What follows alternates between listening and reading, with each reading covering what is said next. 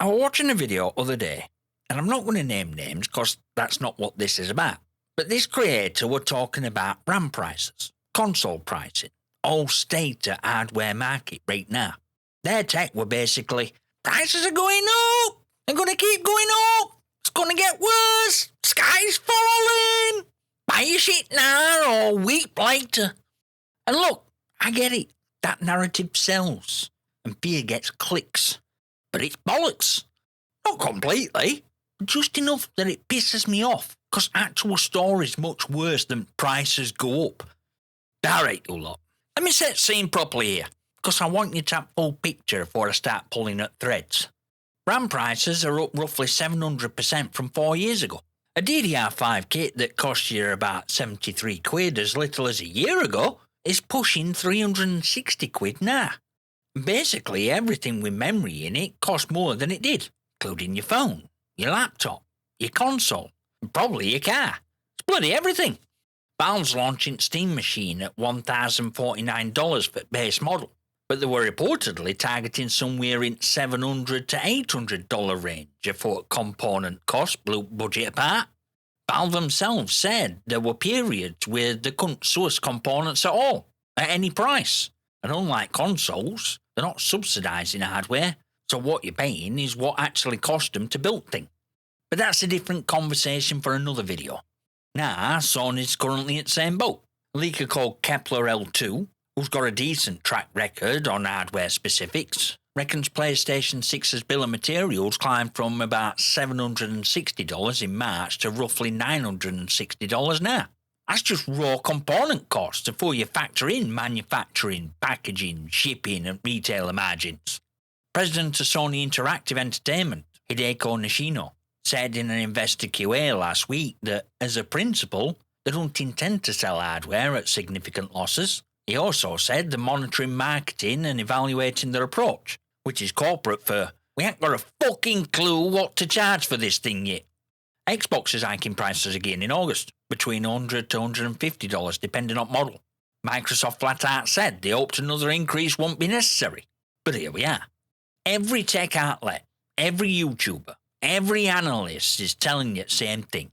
It's RAMageddon due to AI demand, and prices are going up with no relief until 2028 at earliest. And yeah, they're right, prices are high. But what they're not telling you is why, and who's actually responsible. Here's some need-to-know info. Samsung posted record profits in Q1 2026, taking nearly 8 times higher than the same quarter last year. So we're in a crisis, and Samsung's making more money than they've ever made in their entire history. SK Hynix employees are pulling average bonuses of $477,000 a year under a new structure negotiated in September. Projections for next year sit at around $900,000 per worker. And that's not executive bonuses. It's average across 35,000 staff. Samsung workers, on the other hand, got absolutely naught in 2024 despite company printing money hand over fist. So 47,000 of them nearly walked out in May for an 18-day strike. A one-day walkout back in April dropped memory production by 18% in a single overnight shift. Foundry output fell 58%. Korean government had to step in because Samsung accounts for over 13% of South Korea's entire GDP. Now, I'm not begrudging workers getting paid, especially not when companies they work for are posting record profits during a supposed supply crisis. But follow money here. These companies aren't scraping by or struggling to keep lights on. They're making more money than ever before in their corporate lives, and they're doing it while you pay 4 times what you paid a year ago for the same stick of RAM. I don't know about you, but to me, that don't sound like a crisis. It's a fucking business model. In December 2025, Micron Technology announced they were killing Crucial brand, and they were done by February 2026. No more consumer memory, no more consumer SSDs. After 29 years, third largest DRAM manufacturer on planet just packed up and walked away from you entirely. The stated reason was AI demand. They needed to improve supply and support for larger strategic customers in faster growing segments. Translation? Enterprise customers pay more, so fuck off. And look, that's their rate as a business. Nobody's forcing them to sell you RAM. But listen to this. There's a lawsuit that was filed last week. which we'll get into in a minute, but it contains a very specific line. It says Micron shuttered its consumer DRAM business at most profitable price point in its history. Think about that for a minute. Prices are at all-time high, demand is through the roof, margins at fattest they've ever been. Micron looked at all of that and said, yeah, we're at. In what universe does a company abandon a market at peak profitability? There's only two reasons for that. Either they're making so much more selling to enterprise that consumer revenue at 700% markup genuinely don't matter to them, or exit were part of something bigger. And Samsung's been at it too. Reports from 2025 said they were halting SATA SSD production entirely. They denied it publicly, called it rumour. But reports throughout 2025 confirmed they've been converting NAND production lines to DRAM at the Pyeongtaek facility. So RAM might survive, but supply's been redirected regardless. Two companies are left serving consumer DRAM market, and between them they control roughly 70% of global DRAM revenue. Now this class action lawsuit, filed in Northern District of California on June 25th, has 17 plaintiffs, a mix of individual consumers and small PC businesses. Case number 326 CV06345, assigned to Judge Noel Wise. Defendants are Samsung, SK Hynix, and Micron. And allegations straightforward. These three companies control over 90% of global DRAM production between them, and they coordinated shift to HBM as cover to restrict conventional DRAM supply and inflate prices.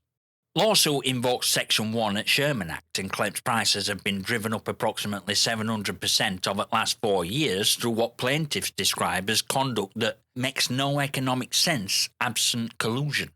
And here's what turns this from interesting lawsuit to an oh shit moment. Samsung and SK Hynix have been here before.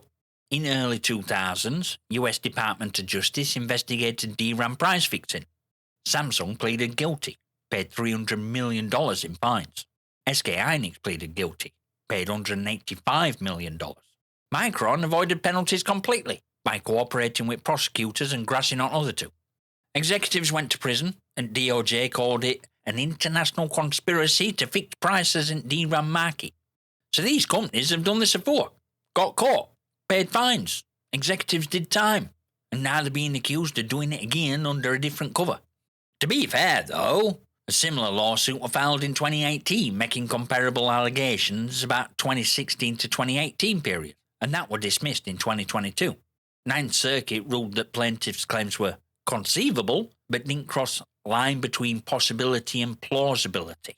They couldn't prove coordination as opposed to parallel independent decisions, and that's bar this current case needs to clear, and it's a high one. But evidence base is thicker this time. Korean government launched its own investigation into DRAM pricing practices back in April. Law firm representing plaintiffs, Bethea Dunn, previously won a case against Google over digital advertising collusion. And if this case gets to discovery and internal communications start surfacing, game changes completely. But here's something interesting from back in March. At Nvidia's GTC event in San Jose, Che Tai-wan, chairman at SK Group, who controls SK Hynix, told reporters memory shortage will persist through 2030, said wafer supply is lagging demand by more than 20%. And he didn't frame it as a prediction, it were a statement of fact, as if he knows it'll last that long. Now ask yourself, how did he know that? He's chairman of one of three companies that control 90% of world's DRAM, and if he's telling you with certainty that shortage will run until 2030, he's either got a crystal ball or he's got a plan. 3 months after he made that statement, his company were named in price-fixing lawsuit, and he said SK Hynix had announced price stabilisation measures soon. We've just hit July.